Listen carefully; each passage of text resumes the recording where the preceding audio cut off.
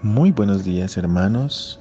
Dios los bendiga. Qué bendición poder estar nuevamente con la presencia de Dios, con la bendición de Cristo y con su hermoso Espíritu Santo. Le damos las gracias al Padre, al Todopoderoso, por permitirnos abrir nuestros ojitos, por poder respirar. Dios mío, gracias por el descanso de anoche, por este nuevo día de vida, este nuevo día en el que nos permites una vez más acercarnos a ti, conocer de tu palabra, recibir de tu bendición, de tu amor, de tu misericordia, Señor. Dios mío, gracias, gracias, Señor. Verdaderamente es un deleite, Señor, el poder compartir estos tiempos contigo, Señor. Dios mío, que seas tú, Papito Dios, guiándonos, protegiéndonos en esta mañana, en este día, Señor. Que todo lo que hagan mis hermanos sea bendecido por tu Santo Espíritu, Señor. Protégelos, Papito Dios, a los que tienen que salir a ir a trabajar. Protégelos del coronavirus, Señor, de cualquier enfermedad que el mal quiera acercarse a ellos, Señor. Que sea tu protección, Señor, tus poderosos ángeles, Señor, enviados para que nos cuiden a todos, Padre Celestial, sin excepción, Papito Dios. Ayúdanos, Papito Dios, a buscar de ti todos los días, Padre Celestial. Dios mío, quita de nosotros la pereza, Señor, la incredulidad, Papito Dios, la amargura, la tristeza, el odio, Señor, el resentimiento. Abre nuestro corazón, Señor, para que podamos buscar de ti sin ningún mal pensamiento, Padre Santo. Te ruego, Señor, por quienes están pasando por dificultades, quienes están en un hospital, Señor mío, quienes están de pronto enfermos de cáncer, tantos niños, Señor, que sufren de cáncer. Papito Dios, acuérdate de ellos, haz un milagro, Papito Dios, haz un milagro, Señor, así como la noticia que escuché el día de ayer, Señor, donde un bebé recién nacido, Señor, nació con signos vitales en donde se indicaba que estaba muerto, Señor. Su mamita lo puso en sus pechos, Señor, y oró fervientemente a ti, Padre Celestial. Y tú en un milagro, Señor, reviviste a este niño, Señor, a este bebé. Que los milagros sobreabunden, Señor, bajo tu palabra, bajo tu gracia, Señor amado. Te doy mil gracias por todas las bendiciones que tú haces. Abrir nuestros ojos es un completo milagro, Señor. El ser protegidos por el coronavirus, por este virus que ha matado a millones de personas, Señor, es una bendición. Te pido, Padre Santo, perdón por mi pueblo, por mi país, por mi ciudad, por mis hermanos, Señor, porque verdaderamente somos desobedientes, Padre Santo. No hacemos lo bueno ante sus ojos, Señor. Te pido misericordia, te pido perdón, Señor. Ayúdanos, ayúdanos, Señor, a hacer lo correcto, a hacer lo que tú quieres que hagamos, Señor. Dios mío, guíanos, Padre Celestial, en este camino, Señor, en esta carrera, como lo decía Pablo, que nos lleva a la salvación, Papito lindo. Transforma nuestros corazones de piedra en unos corazones de carne, en unos corazones que se dejen trabajar, que se dejen moldear, Señor. Llena nuestra alma de tu amor, Señor, y de tu misericordia. Papito lindo, yo me hago a un lado para que sea tu Santo Espíritu quien nos enseñe, quien nos ministre, Señor, en esta mañana, y quien nos regale una hermosa palabra y nos des el conocimiento necesario para comprender las Escrituras, Señor. En el nombre de tu amado Hijo Jesús, amén y amén.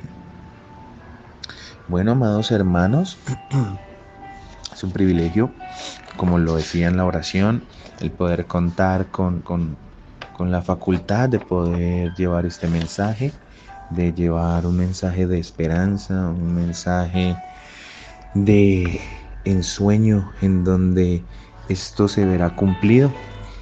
Hemos estudiado en la enseñanza pasada el capítulo 20, ustedes recordarán, hablamos sobre el milenio, hablamos sobre este hermoso evento que sucederá una vez que la batalla del Armagedón del capítulo 19 se haya cumplido, en donde nuestro amado Rey, nuestro Señor Jesucristo, regresará, pondrá sus pies firmes sobre el monte de los olivos. Lo aprendíamos en Zacarías capítulo 14. Ahí se ve la promesa por parte de Jesús, en donde Él volverá. Zacarías capítulo 14, los versículos del 1 al 13. Ahí está cómo va a regresar Jesucristo para pelear la batalla del Armagedón. Entendíamos que una vez esto suceda, los malvados de la gran tribulación morirán con la espada que sale de la boca del Señor. ¿Cuál es esa espada? La palabra de Dios. Veíamos también que una vez suceda esto, el anticristo y el falso profeta serán echados al lago de fuego. El lago de fuego entendíamos que es el infierno definitivo, que está preparado para todos los demonios y para Satanás, pero que debido a la desobediencia que la humanidad ha tenido, pues también terminará allá para los que no quisieron ser redimidos, para los que no recibieron el perdón de nuestro amado Señor Jesucristo. Es muy importante entender que el milenio comenzará una vez esto suceda.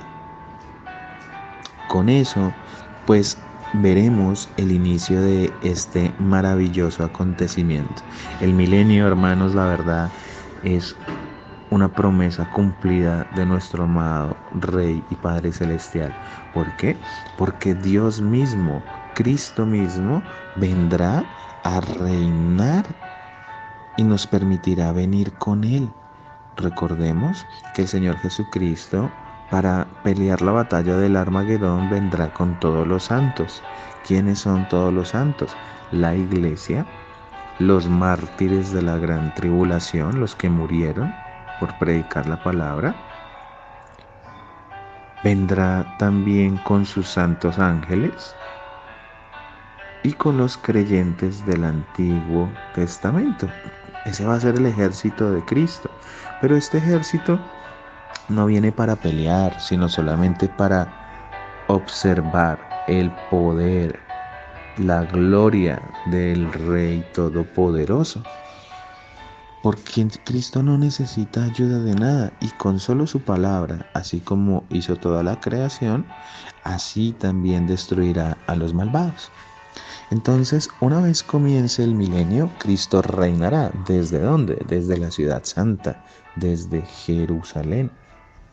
Y veíamos en la enseñanza pasada todos los acontecimientos hermosos que sucederán en este milenio.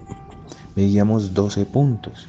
El primer punto que vimos en la enseñanza fue que el milenio será un reino de libertad. ¿Por qué de libertad? Porque vamos a estar libres de las acechanzas del anticristo, del falso profeta y de Satanás, de esta falsa trinidad. Recordemos que Satanás es atado. En el versículo 1 al 3 de Apocalipsis 20 nos dice que él es atado por 1000 años en el abismo. El abismo es una cárcel es un lugar donde se encierran, donde Dios ha encerrado a los demonios destinados para el final del milenio.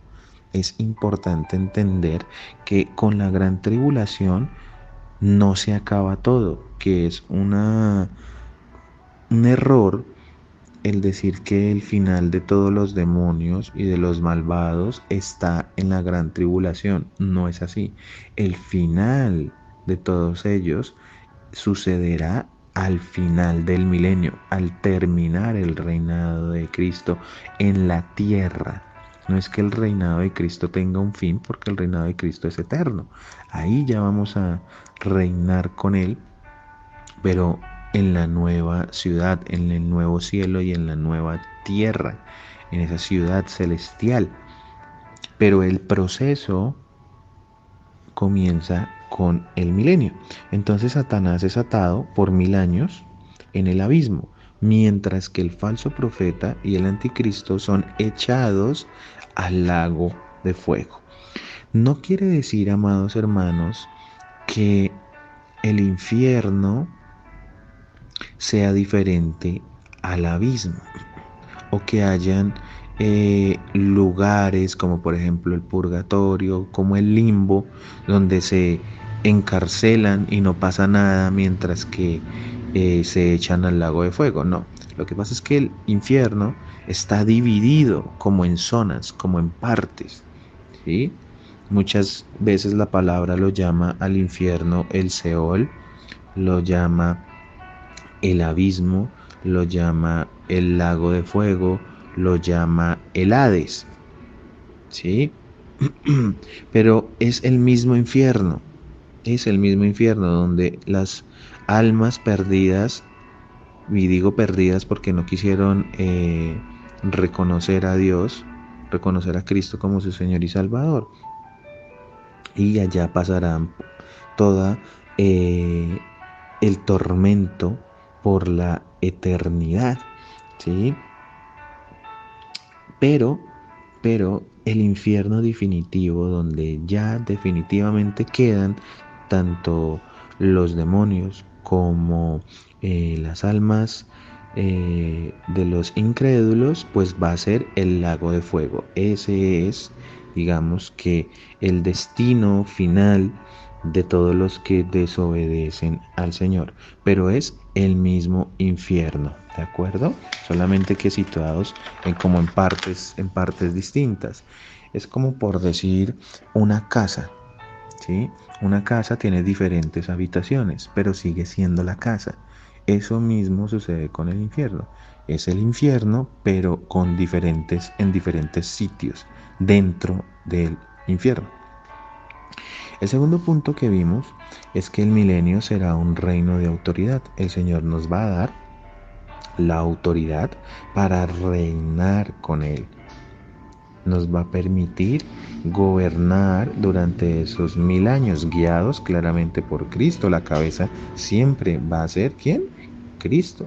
El milenio, amados hermanos, va a ser un reino de paz.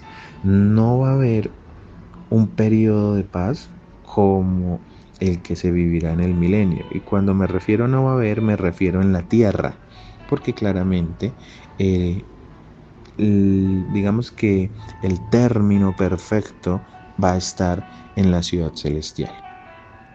El milenio también será un reino de justicia, porque recordemos que habíamos hablado que iban a haber personas que iban a sobrevivir de la batalla del Armagedón, personas que eran creyentes y que iban a ser salvas por el Señor Jesucristo, debido a que estas personas tienen la misión no solamente de entrar al milenio, sino de repoblar la tierra nuevamente después de la gran tribulación. ¿Y por qué va a suceder esto? Porque Dios, en su misericordia, debe probar siempre el amor de las personas y lo que dicen hacer. Entonces, las personas que entren al milenio se podrán casar, los que hayan quedado vivos, no nosotros, los que vamos a venir con Cristo, no, sino los que sobrevivan al milenio, ellos tendrán hijos, tendrán parejas. Estas nuevas personas pues tendrán la decisión en sus manos de decir, yo sí me sujeto a Cristo, viéndolo ya en carne, como, no, como de pronto lo vieron los apóstoles, pero glorificado, y ellos dirán si lo siguen o no lo siguen. Tendrán que escoger, eso se llama el libre albedrío. Pero hablábamos que algunos, muchos, desafortunadamente después de volver a poblar la tierra, dirán, no, yo no me quiero sujetar a Cristo. Aún viendo todo lo que sucede en el milenio, no se van a sujetar.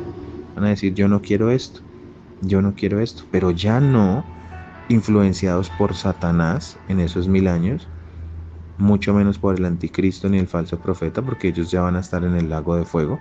Satanás está encarcelado en el abismo. Pero al final, Satanás será suelto para probar estas almas. Y ellos irán a pelear la batalla nuevamente contra Cristo y serán destruidos. Entonces el milenio será un reino de justicia porque Cristo mismo juzgará a las personas y Cristo es todopoderoso. Él es bueno, Él es santo y Él no se equivoca. Él regirá con vara de hierro, dice la palabra, con justicia y con rectitud. Allá en Isaías 11 del 1 al 5 vamos a ver eso. El milenio, amados hermanos, también será un reino de gozo. Pues imagínense, en estar reinando con Cristo, tiene que ser lo más hermoso.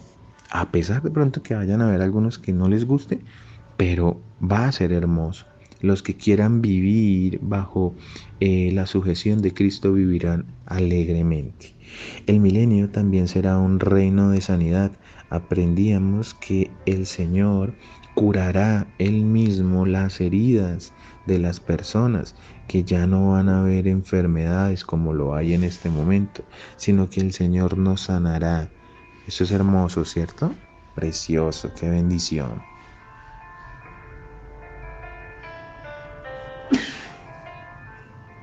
Bueno, habrá algo muy importante y es que en el milenio será un reino de abundancia.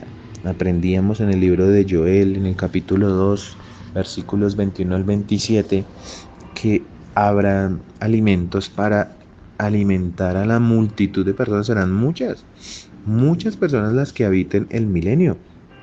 Muchísimas, imagínense los creyentes de todos los tiempos, pues la tierra estará totalmente poblada. Pero que todos íbamos a ser ¿qué? Veganos. Ya no se iban a comer animales, la carne. Vamos a estar limpios. Vamos a tener la naturaleza inicial.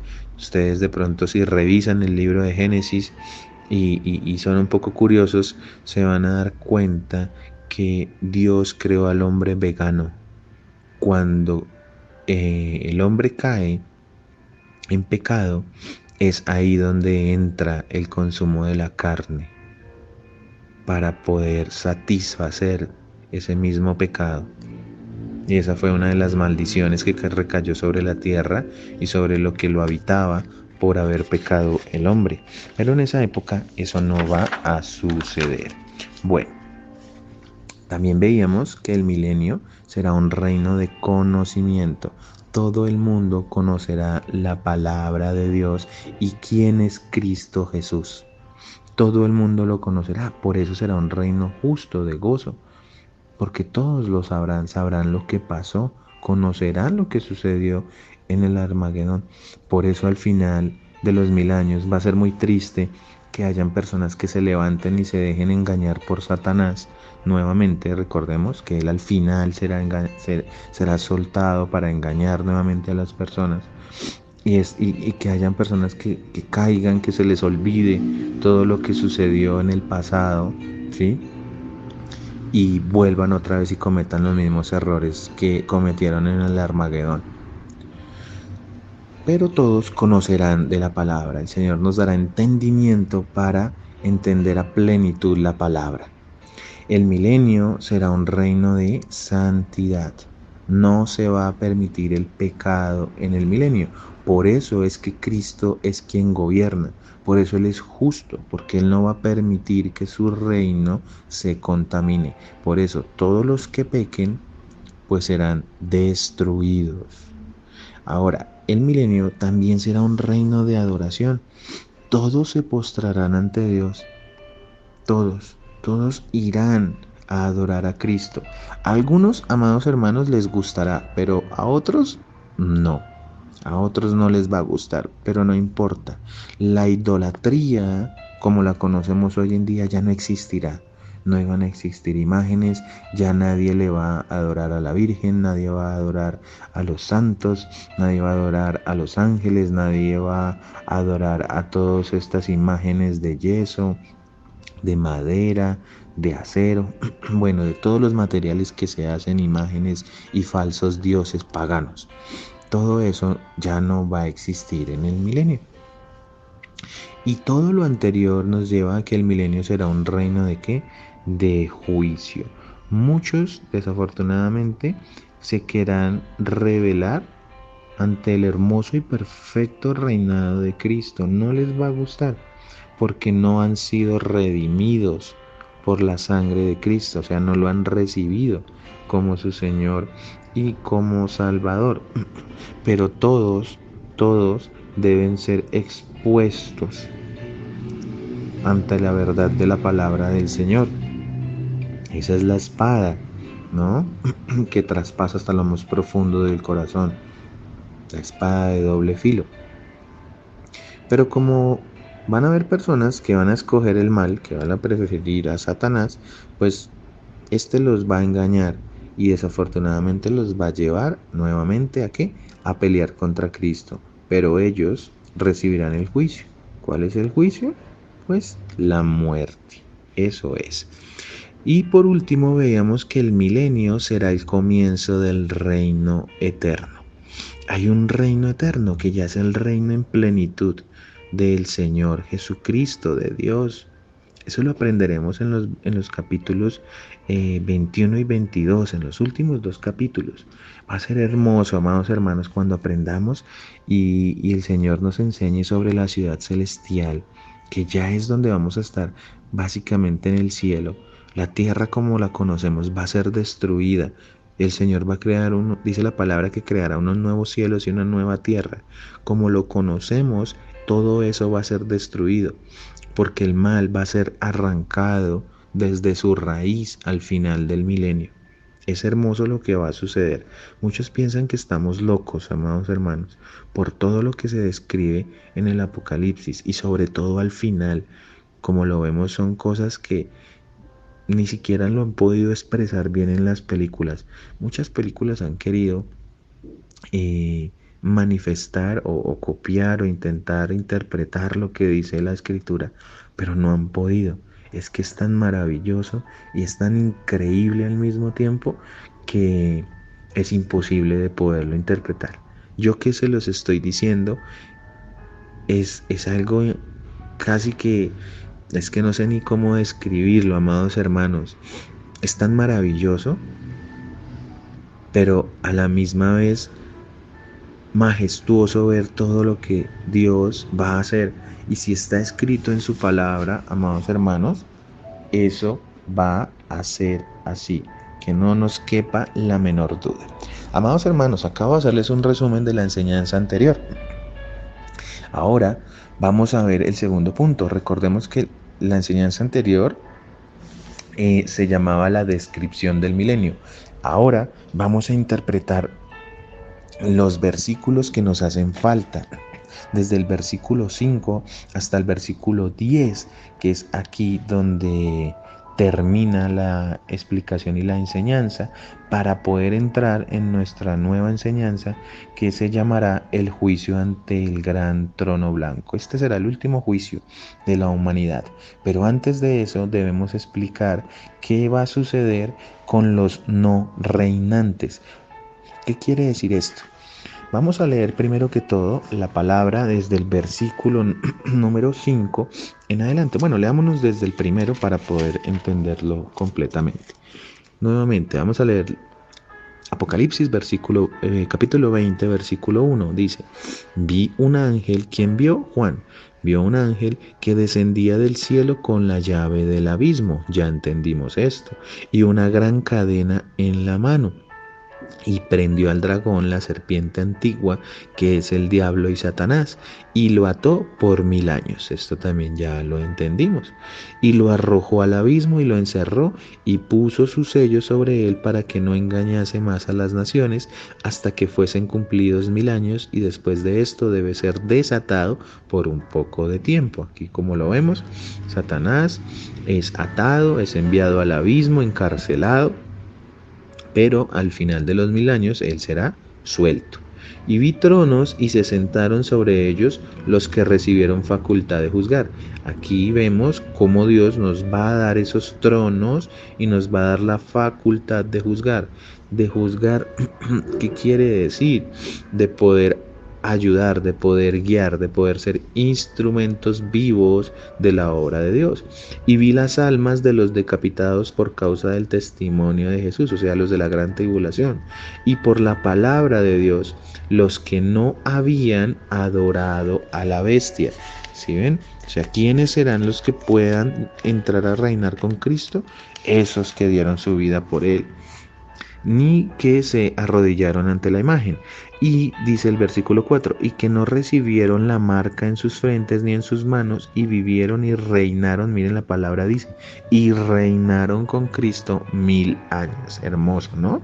Versículo 5, que es la enseñanza de hoy. Pero los otros muertos no volvieron a vivir hasta que se cumplieron los 1000 años. Esta es la primera resurrección. Voy a detenerme ahí.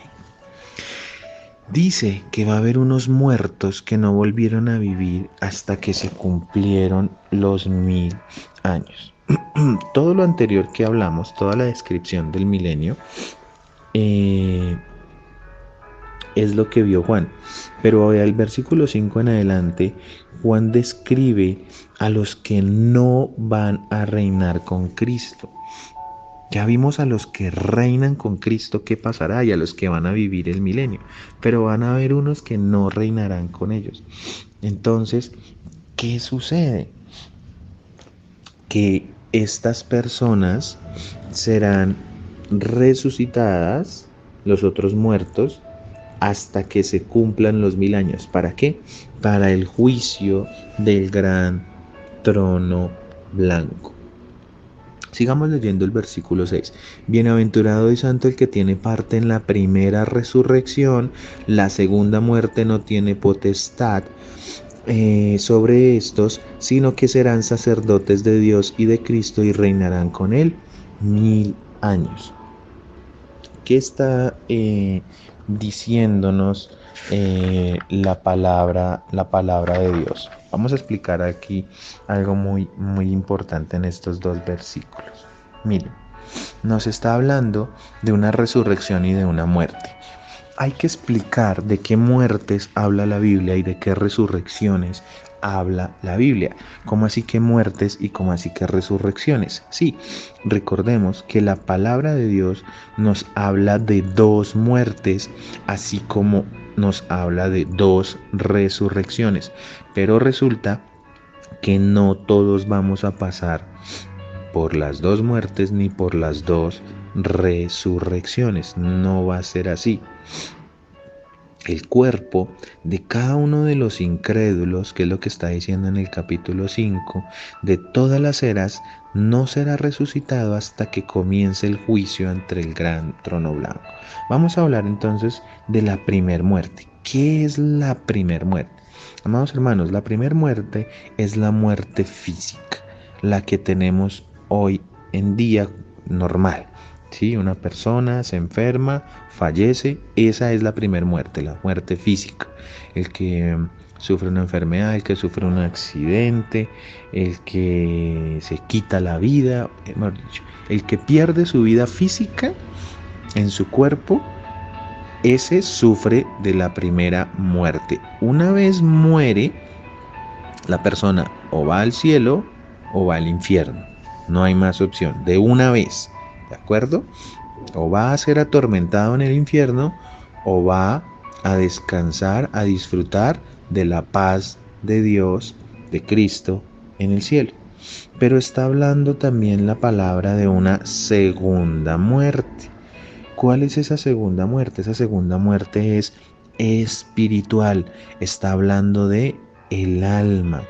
Y esta segunda muerte es eterna y va a ser en el lago de fuego, que es el infierno final. Y esto es eterno.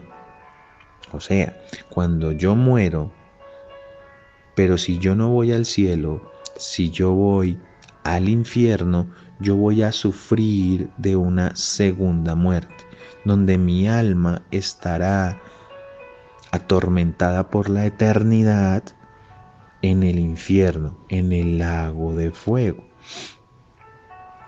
Entonces aquí es donde tenemos que entrar a estudiar las dos resurrecciones para entender cuál es cuál. Mire, la primer resurrección es la resurrección para vida, para vivir, y se describe como la resurrección para los justos o la resurrección de los que son de Cristo. La palabra de Dios, amados hermanos, nos habla sobre esto. Vamos a ir, amados hermanos, sobre el libro de Juan, el Evangelio de Juan. Vamos a ir al capítulo 5, por favor. Acompáñenme. Capítulo 5, versículos 28 al 29. ¿Qué dice? Miren, no se sorprendan tanto. Ciertamente ya se acerca el tiempo en que todos los que están en las tumbas oirán la voz del Hijo de Dios. Versículo 29. Y resucitarán. Los que hicieron el bien resucitarán para gozar de la vida eterna, y los que continuaron en su maldad resucitarán para sufrir el juicio. Como se dan cuenta, nos hablan la palabra de dos resurrecciones.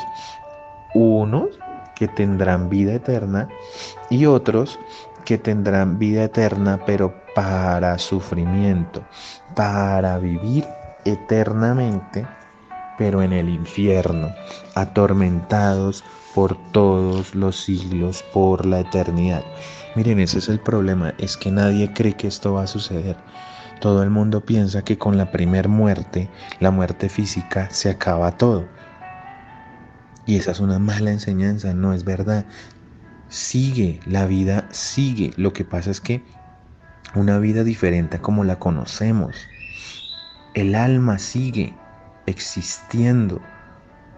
Muchos enseñan unas malas prácticas donde dicen que el alma es destruida junto con el cuerpo y junto con el espíritu, y eso es mentira. El cuerpo puede ser destruido. El alma no se destruye, persiste, sigue viviendo, pero para ser atormentada por la eternidad, ¿sí? Pero ya veremos que la palabra nos dice, como lo hemos leído, se le darán unos cuerpos especiales a los que estén en el infierno también, para vivir allá por la eternidad siendo atormentados. Es muy terrible lo que va a pasar. Pero aquí estamos hablando de la primera resurrección. Como vemos, Juan capítulo 5 nos dicen, van a haber dos resurrecciones. Unos que son los que resucitarán, que hicieron el bien y que gozarán de vida eterna. Y los otros, los que continuaron haciendo el mal, resucitarán, pero para sufrir el juicio. ¿Cuál juicio? El juicio del gran trono blanco, que es lo que sigue después de esta enseñanza. Pero dicen que van a resucitar. ¿Quiénes van a resucitar para vida? Bueno, los primeros que van a resucitar para vida son los que la palabra llama para justos. Unos que se llaman así. Vamos a ver quiénes son. Lucas capítulo 14, versículo 14, nos habla sobre esto. Lucas 14:14, que dice: luego, en la resurrección de los justos, Dios te recompensará para invitar a los que no podían devolverte el favor. Ahí está hablando Dios de la humildad. Está hablando Dios sobre los invitados de la cena, sobre las bodas del Cordero. Eso es lo que está hablando el Señor. Y vemos que ahí estarán unos justos. Esos justos fueron resucitados. Ahora dicen que habrán unos resucitados en su venida. Vamos a ver 1 Corintios, capítulo 15, versículo 23. Vamos al libro de los Corintios.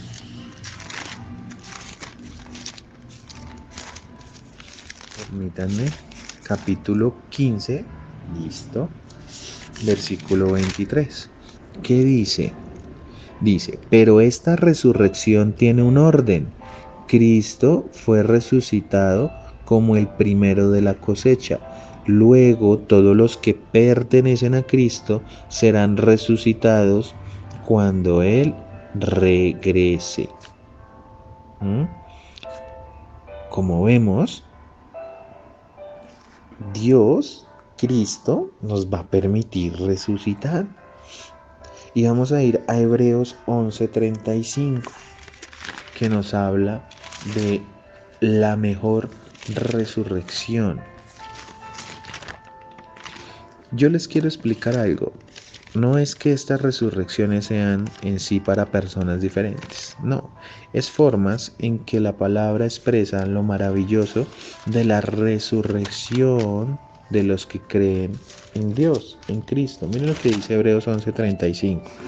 Dice, hubo mujeres que recibieron otra vez con vida, miren, hubo mujeres que recibieron otra vez con vida a sus seres queridos que habían muerto. Sin embargo, otros fueron torturados porque rechazaron negar a Dios a cambio de la libertad. Ellos pusieron su esperanza en una vida mejor que viene después de la resurrección. Esto es muy importante, amados hermanos, verdaderamente que es hermoso porque nos está hablando que la primera resurrección es para vida eterna. En la primera resurrección, amados hermanos, solo serán incluidas en ellos los redimidos de la era eclesiástica. ¿Qué es esto? Los que resucitaron por la iglesia, los que resucitaron por el Antiguo Testamento y en la Gran Tribulación. Todos estos van a ser llevados al cielo. Esa es la resurrección de la vida eterna. Para vida eterna. Primer resurrección, la resurrección para vida eterna. ¿Recuerdan el versículo más enseñado que hemos visto en nuestro grupo? ¿Cuál es?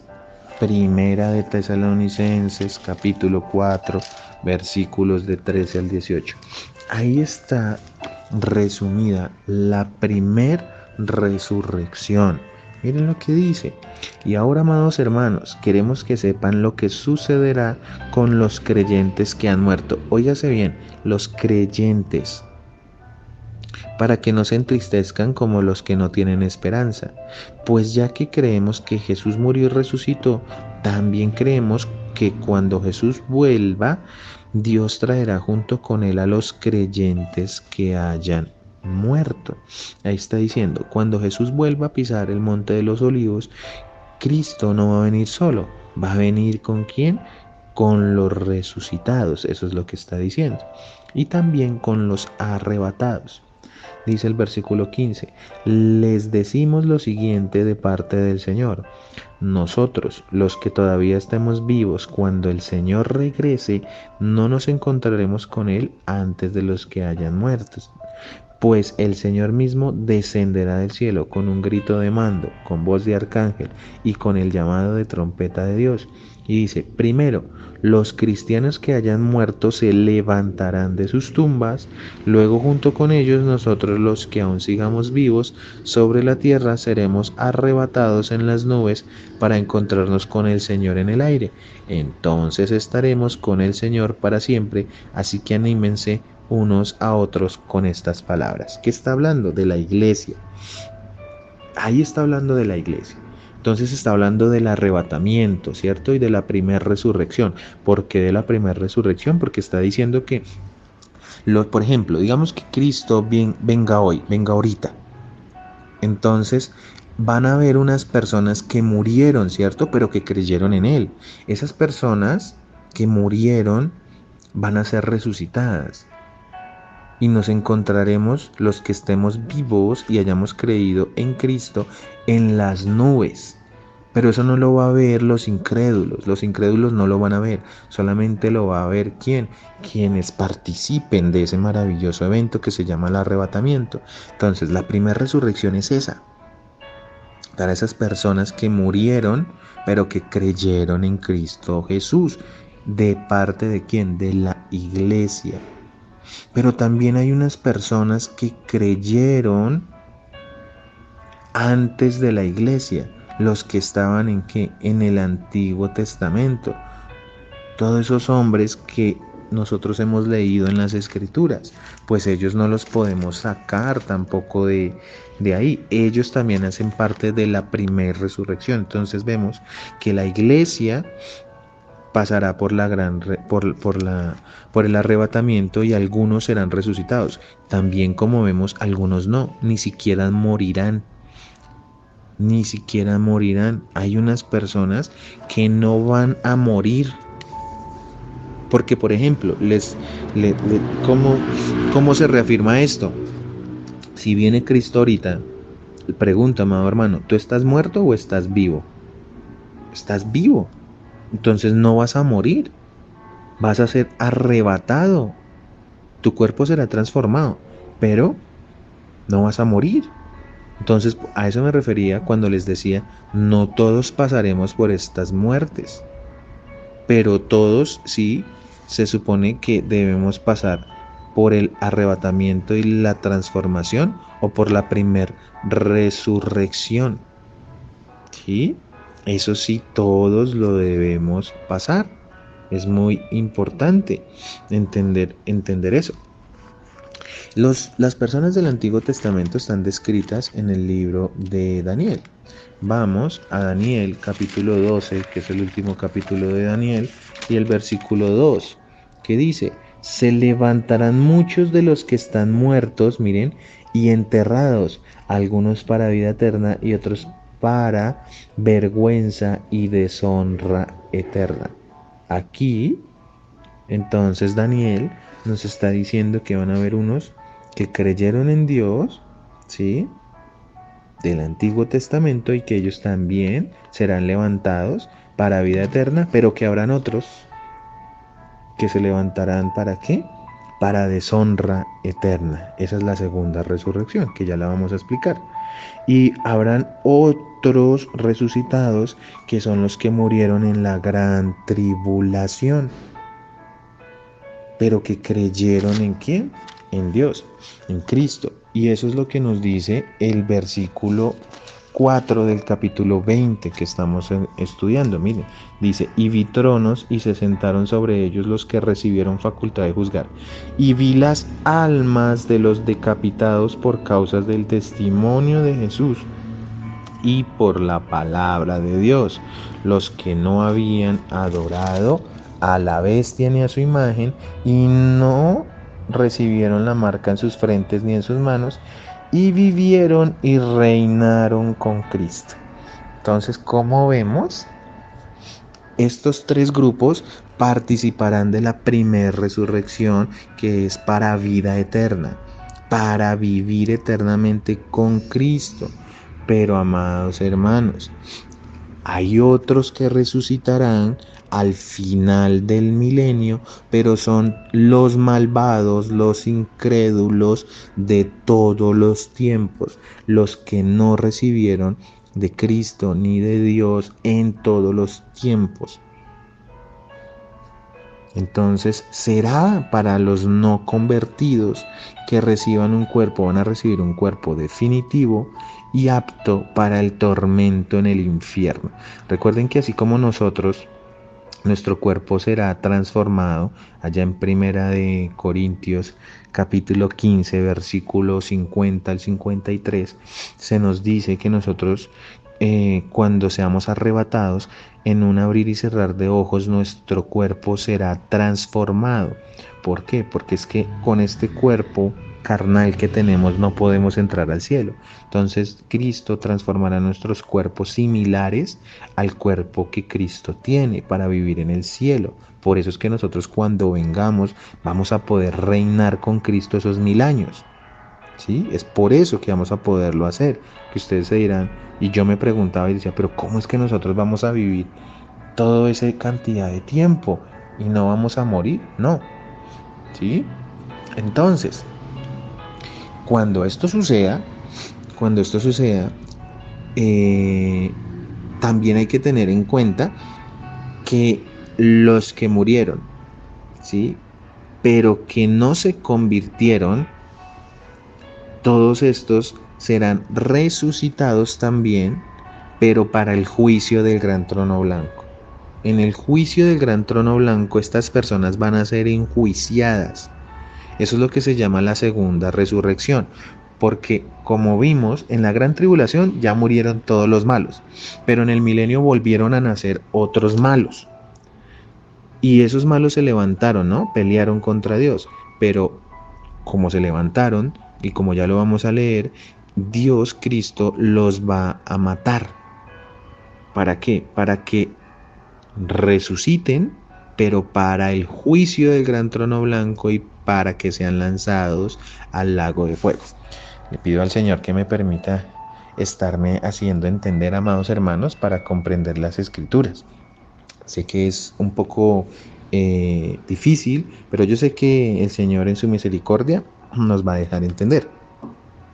Por eso después en el versículo 6 de Apocalipsis 20 dice, bienaventurado y santo el que tiene parte en la primera resurrección, ¿sí ven?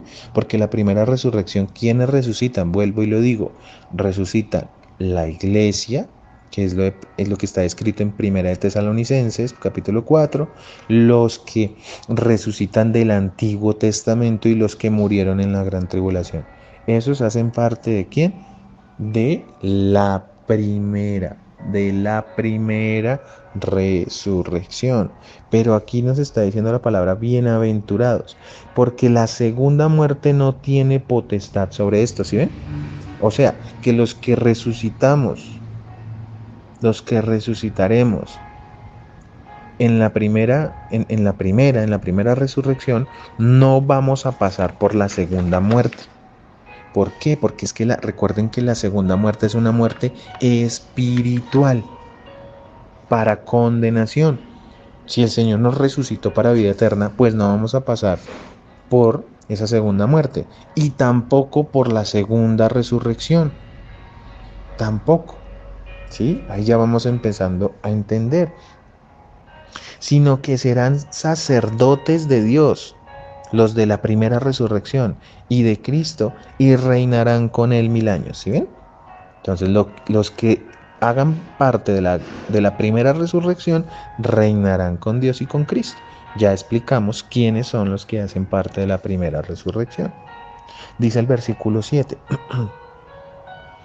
Cuando los 1000 años se cumplan, Satanás será suelto de su prisión y saldrá a engañar a las naciones que están en los 4 ángulos de la tierra, a Gog y a Magog, a fin de reunirlos para la batalla, el número de los cuales es como la arena del mar. Bueno, ¿qué está diciendo ahí? Que al cumplimiento de los 1000 años, Satanás será suelto, ¿cierto? ¿Para qué? Para encabezar bajo un movimiento al mundo de rebeldes que nacieron a los creyentes que entraron al reino milenario en su comienzo. ¿Qué es esto? Esto tiene el propósito, amados hermanos, de revelar el carácter perverso de los pecadores que rechazan a Cristo y son sometidos a juicio por última vez. Una vez salga Satanás de su prisión, vendrá a engañar nuevamente al mundo y usará a Gog y a Magog. ¿Quiénes son estos Gog y Magog? Vamos a explicarlo rápidamente. Miren, el nombre dado al ejército de rebeldes y su líder final Ese es Gog y Magog. La palabra se refiere a Gog como el líder del ejército rebelde que se conoce como Magog. A ver, Gog es Satanás, es el líder del ejército. ¿Y cómo se llama ese ejército? Ese ejército es Magog. ¿Sí? Entonces Gog es el líder y Magog es el ejército de ese líder. La palabra dice que Magog, por allá en el libro de Génesis, dice que Magog fue nieto de Noé y que fue un fundador de un reino ubicado al norte de los mares Negro y Caspio. En Génesis 10 se describe en la genealogía de, de Noé. Vamos a leerla rápidamente, que solamente son las personas que descendieron de él. Dice el 10, capítulo 10, versículo 2. Dice, los descendientes de Jafet fue el hijo de Noé. Fueron Gomer, Magog, Madai, Javán, Tubal, Mesec y Tirás. Como vemos, Magog es un descendiente ¿de qué? De Jafet. Y pues ellos se levantarán contra el reino de Cristo. Entonces, adicionalmente, estos nombres de Gog y Magog no es el único lugar donde se mencionan. Estos nombres son usados también en el libro de Ezequiel, en los capítulos 38 y 39. Los invito a que los lean para que puedan entender un poco más de quiénes son estos dos a los que describe. Pero a grandes rasgos, Gog es el líder de este ejército, ¿sí? Que tendrá una batalla contra Dios, está descrita, y contra su pueblo está descrita en el capítulo 38 y el 39. Y Magog es ese ejército. Vuelvo y digo, para que entendamos. Gog es el líder, ¿sí? Como hagan de cuenta los alemanes, ¿sí? Entonces, los alemanes serían Magog, ¿sí? Cuando hicieron esta guerra terrible, ¿sí? Magog eran los alemanes, estoy dando un ejemplo, y Gog, pues, ¿quién era? Era el líder, o sea, Hitler. Pero en el milenio, ese Magog es el ejército que se va a levantar contra Dios, y Gog es ¿quién? Es Satanás. Es Satanás. ¿Por qué? Porque el anticristo y el falso profeta ya no están. El único que queda es ¿quién? Es Satanás. Ahora, versículo 9. ¿Qué va a pasar con estos? Dice, y subieron sobre la anchura de la tierra. ¿Subieron quién? Pues Gog y Magog, el ejército y el líder. Y rodearon el campamento de los santos y la ciudad amada. Y de Dios descendió fuego del cielo y los consumió. La ciudad santa hace referencia a Jerusalén, la cual será en el reino milenario la capital del mundo. Jerusalén va a ser la capital del mundo en el reino milenario. ¿Por qué? Porque así lo dispuso Dios y desde el inicio escogió a su pueblo. Por allá cuando llamó a Abraham, ahí él decidió eso. Bueno, mucho antes, pero ahí ya él mostró que este es el pueblo escogido de él y que no hay nada que hacer. Nosotros debemos honrarlo y orar por ellos porque ellos son el reloj profético de todo el mundo. Jeremías capítulo 3, versículo 17 nos habla de esto. Miren, en aquel día Jerusalén será conocida como el trono del Señor. Todas las naciones acudirán a Jerusalén para honrar al Señor. Ya no seguirán tercamente sus propios malos deseos. Como vemos, Jerusalén, Israel, será la capital ¿de qué? Del mundo. Todos los santos vivirán alrededor de la ciudad donde Cristo reina. Todos nosotros estaremos cerca ¿a quién? A Dios. Todos. ¿Por qué? Porque nosotros nuestra función es ir y adorarlo. Esa va a ser nuestra función. Vamos a reinar con Él, pero para adorarlo, para amarlo. Y eso tiene que ser hermoso. Yo no sé, yo quiero que eso pase pronto, la verdad. Isaías, capítulo 24, versículo 23. Dice, entonces la gloria de la luna menguará, o sea, se apaciguará, y el resplandor del sol se desvanecerá. Está diciendo que ya esos astros no van a ser importantes. ¿Por qué? Porque el Señor de los ejércitos celestiales reinará en el monte de Sión. ¿Sí? Eso es Jerusalén, Sión es Jerusalén. Reinará con gran gloria. ¿Quién? Cristo. En Jerusalén, a los ojos de todos los líderes del pueblo. Hermoso, ¿cierto? Zacarías, este hermoso profeta, nos habla también, Zacarías, capítulo 14, vamos a leerlo, de los versículos 9 al 11. Perdón. Dice, Zacarías capítulo 14, 9 al 11. El Señor será rey sobre toda la tierra. En aquel día habrá un solo Señor, y únicamente su nombre será adorado. Toda la tierra desde Jeba, el norte de Judá, hasta Rimón, al sur de Jerusalén, se convertirá en una inmensa llanura, pero Jerusalén será levantada en su lugar original y estará poblada desde la puerta de Benjamín hasta el sitio de la puerta vieja, luego hasta la puerta de la esquina y desde la torre de Ananil hasta las prensas de vino del rey. Entonces Jerusalén, por fin a salvo, se llenará de gente y nunca más será maldecida ni destruida. Esto, amados hermanos, es lo que sucederá en el milenio. Los que se rebelen al Señor serán consumidos por el fuego, el cual siempre que ha indicado juicio. Como vemos, todos esos que subieron allá al monte a pelear contra Jerusalén, contra el pueblo de Dios, contra los santos de Dios, los apartados de Dios, porque en ese momento sí serán santos. Recuerden que ya pasaron por el proceso de el tribunal de Cristo, por las bodas del Cordero, ya vinimos con Él, o sea, ya estamos completamente llenos de su gloria, ¿sí? De su misericordia, para reinar con Él.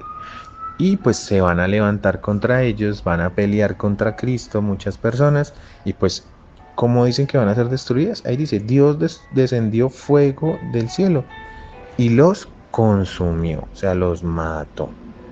Y por último, ¿qué dice? Que después de esta rebelión infructuosa, ¿sí? Dice el versículo 10 de Apocalipsis 20, y el diablo que los engañaba fue lanzado en el lago de fuego y azufre, donde estaban la bestia y el falso profeta, y serán atormentados día y noche por los siglos de los siglos. Este, amados hermanos, es el final de Satanás. Ahora sí ha llegado el final. No hubo más, como decía un narrador de fútbol. Después de esta rebelión infructuosa, el diablo, que engañaba a estas personas y que hizo que se lanzaran contra Cristo y su pueblo, nuevamente será lanzado al lago de fuego, donde ya se encontraba el anticristo y el falso profeta, recordarán ustedes, por la batalla del Armagedón. Allí, amados hermanos, serán atormentados todos los enemigos del Señor. ¿Quiénes? Satanás, el anticristo, el falso profeta, los demonios, o sea, los ángeles caídos, y los incrédulos por toda la eternidad. De día y de noche serán atormentados sin descanso. Por eso es que les van a dar ese nuevo cuerpo, pero no para vida eterna como a nosotros, sino para soportar el infierno. Eso tiene que ser terrible. No, yo no quiero pensar en eso. Dios nos libre de todo eso que ha sucedido, amados hermanos, para ellos. y ojalá muchos se puedan salvar hoy que están escuchando este audio, no por el audio ni mucho menos, sino por el poder de Cristo Jesús, porque Él es bueno y santo y está esperando a que tú, amado hermano, te arrepientas y llegues a los pies de Cristo. Amado Rey, amado Padre Celestial, tu enseñanza se ha dado, Señor. Te damos gracias, Papito Dios, por usarnos, por tu misericordia y por tu amor. Te entregamos toda nuestra vida, Señor. Ponemos en tus manos este día, Señor, y pedimos, Señor, que pronto llegue tu regreso, pero también pedimos que toques corazones y salves muchas, muchas almitas. En el nombre de Cristo Jesús. Amén y amén.